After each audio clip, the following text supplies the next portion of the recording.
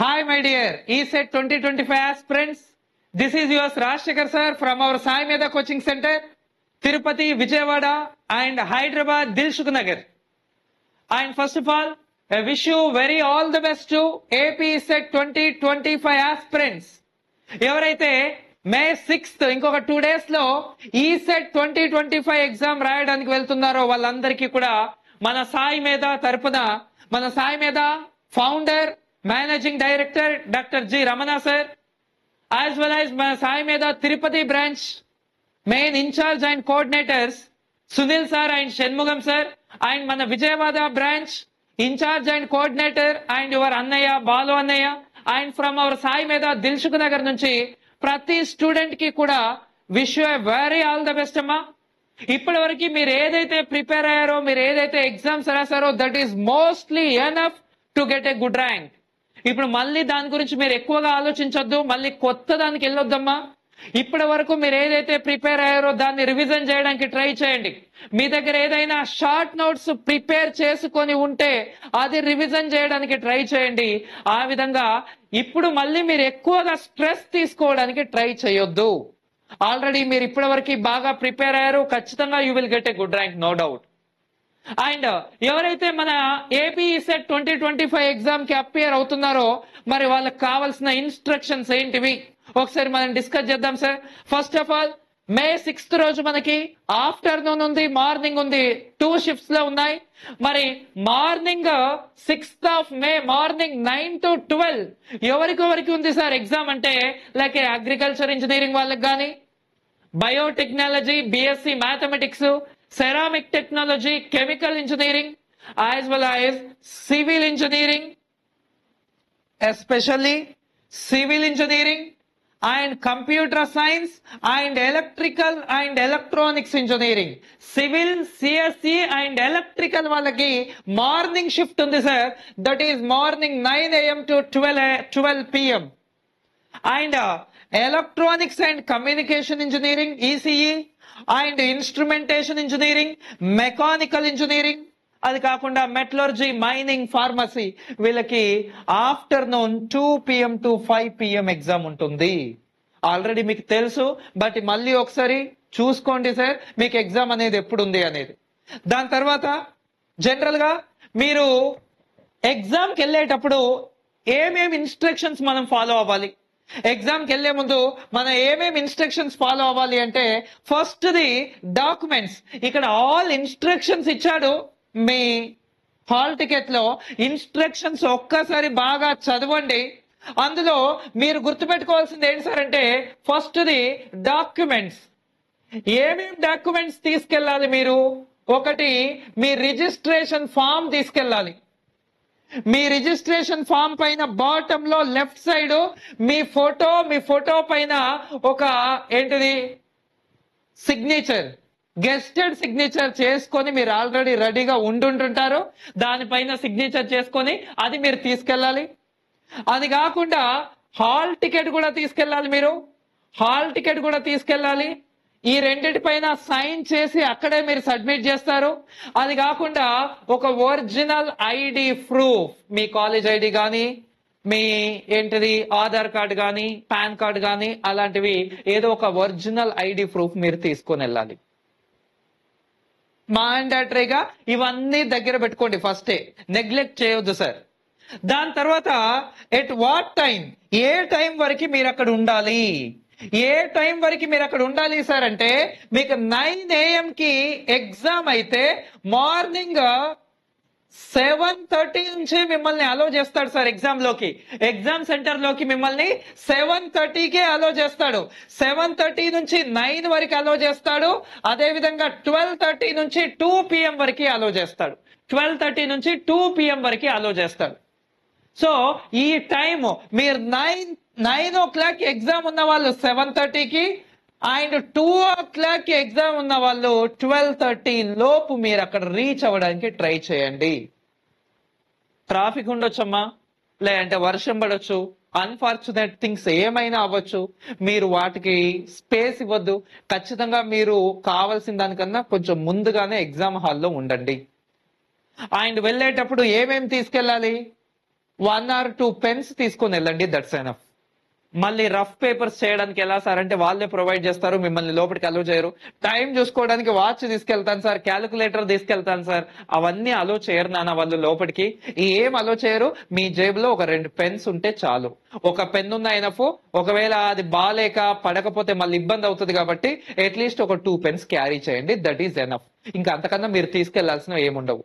Okay, so ఒక pens తీసుకెళ్తారు and ఈ డాక్యుమెంట్స్ తీసుకెళ్తారు అండ్ ఒక 1.5 అవర్ ముందుగానే మీరు ఎగ్జామ్ హాల్లోకి వెళ్తారు.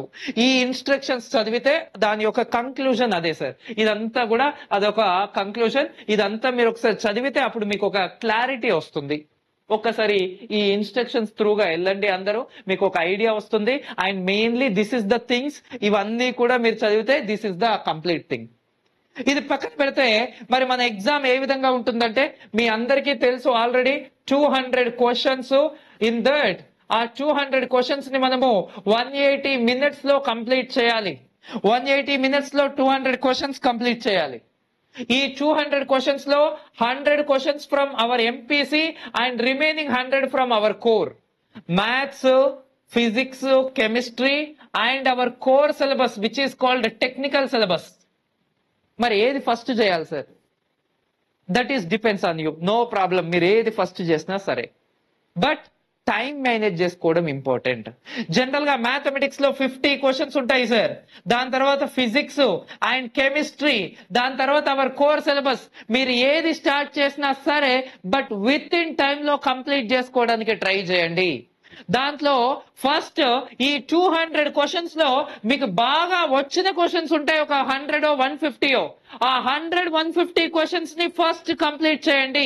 రాని క్వశ్చన్ కోసం మీరు అక్కడే వెయిట్ చేస్తూ టైం వేస్ట్ చేయొద్దు. జనరల్ గా ఎగ్జామ్ లో ఈజీ క్వశ్చన్స్ ఉంటాయి, మీరు చూసిన వెంటనే ఆన్సర్ పెట్టే విధంగా ఈజీ క్వశ్చన్స్ ఉంటాయి. దాని తర్వాత కొంచెం టఫ్ క్వశ్చన్స్ మీన్స్ మనము ప్రాక్టీస్ చేసుంటే అక్కడికి వెళ్ళిన తర్వాత మీకు ఫార్ములాస్ ఐడియా ఉండి మీరు ప్రాబ్లం చేయడానికి ట్రై చేస్తే వస్తాయి. ఇది కొంచెం టైం పడుతుంది బట్ వస్తాయి. వెరీ టఫ్ క్వశ్చన్స్ ఉంటాయి. ఈ very tough questions takes some time, కొంచెం టైం పడుతుంది అనమాట.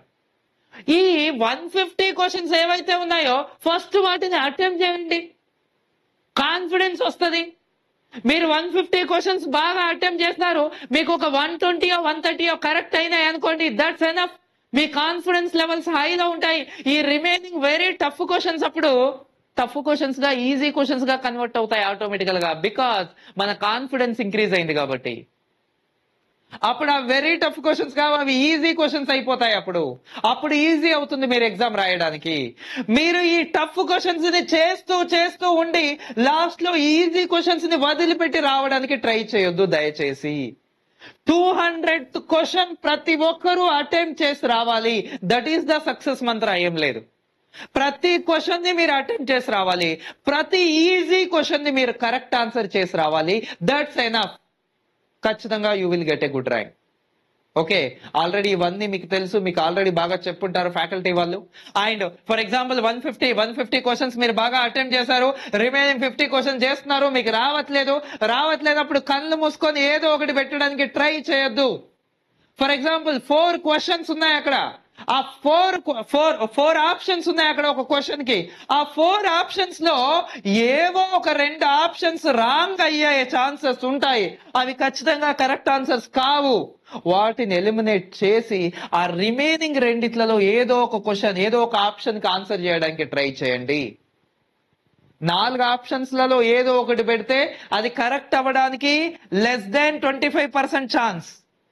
అలా కాకుండా ఏవైనా రెండింటిని ఎలిమినేట్ చేసి మిగతా రెండింటిలో మీరు ఆప్షన్ ని చూజ్ చేసుకుంటే అప్పుడు మనం కరెక్ట్ అవ్వడానికి ఛాన్స్ less than 50% ఉంటది.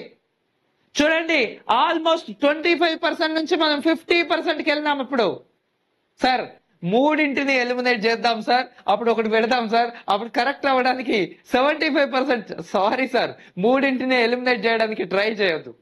మీకు బాగా తెలిస్తేనే ఆ పని చేయాలి. ఓకేనా? సో మూడింటిని ఎలిమినేట్ చేస్తే ఆ ఎలిమినేషన్ లో మన కరెక్ట్ ఆన్సర్ వెళ్ళే ఛాన్సెస్ ఎక్కువ ఉంటాయి సార్. Be careful. సో ఈ విధంగా జస్ట్ మీరు ఏది స్టార్ట్ చేసినా you need to maintain your time.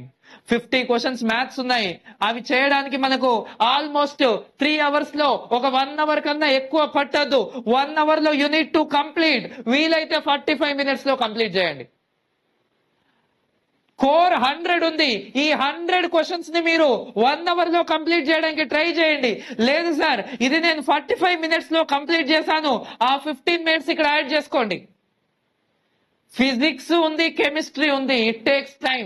General గా మీరు కెమిస్ట్రీ బాగా చేస్తే ఒక 30 మినిట్స్ లో అయిపోతుంది సార్ ఈజీగా. 30 minutes is more than enough. 15 minutes లో కూడా అయిపోతుంది థియరీ కాబట్టి. ఇంకా ఫిజిక్స్ మీ క్యాపబిలిటీని బట్టి మీరు ఆన్సర్ చేసుకోవాలి. అప్పుడు మీరు దీనికి ఇంకొక 30 మినిట్స్ ఇస్తే, ఇక్కడ ఈ 30 మినిట్స్ ని మీరు 10 మినిట్స్ కూడా చేయొచ్చు. ఆ రిమైనింగ్ టైం మీరు కోర్ కి యూజ్ చేసుకోవాలి. మరీ 10 మినిట్స్ అంటే కష్టం సార్. అట్లీస్ట్ ఒక 15 మినిట్స్ అనుకోండి.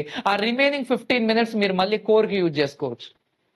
అంటే బాగా పర్ఫెక్ట్ గా పకడ్బందీగా టైం మెయింటైన్ చేసుకుంటూ వెళ్తే మీరు మ్యాథ్స్ ఒక 45 మినిట్స్ లో కంప్లీట్ చేసి, మ్యాథ్స్ 45 మినిట్స్ కష్టం సార్, ఓకే 60 మినిట్స్ మ్యాథ్స్ కి పెట్టి, ఒక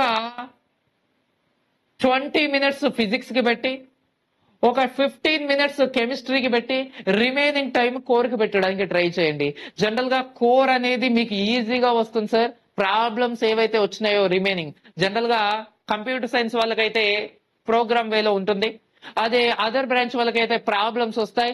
ఆ ప్రాబ్లమ్స్ కూడా జస్ట్ ఫార్ములా బేస్డ్ గానే అడుగుతాడు, అనలైటికల్ బేస్డ్ గా ఉండదు. కాబట్టి ఖచ్చితంగా మీరు బాగా ఆన్సర్ చేయగలుగుతారు. బట్ టైం మేనేజ్ చేసుకోవడం ఇంపార్టెంట్. మీరు దేంట్లో స్ట్రాంగ్ అనిపిస్తే అది స్టార్ట్ చేయండి. కెమిస్ట్రీ స్ట్రాంగ్ స్టార్ట్ చేయండి, 10 మినిట్స్ లో కంప్లీట్ చేసేయండి.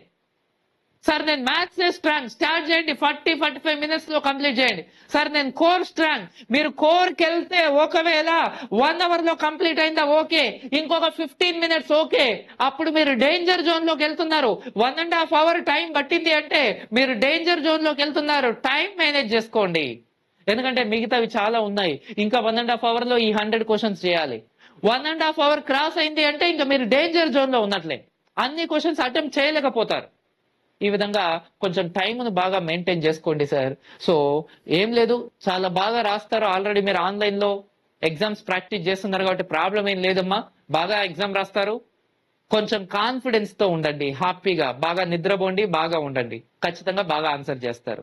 వన్స్ అగైన్ మన సాయి మీద టీం తరపున especially Ramana sir and Shanmugam sir and Sunil sir and your Balu sir, Balu అన్నయ్య, మన సాయి మీద టీం నుంచి ప్రతి ఒక్కరికి కూడా స్పెషల్ గా wish you a very all the best. అందరూ ఎగ్జామ్ బాగా రాయాలి. Thank you my dear students.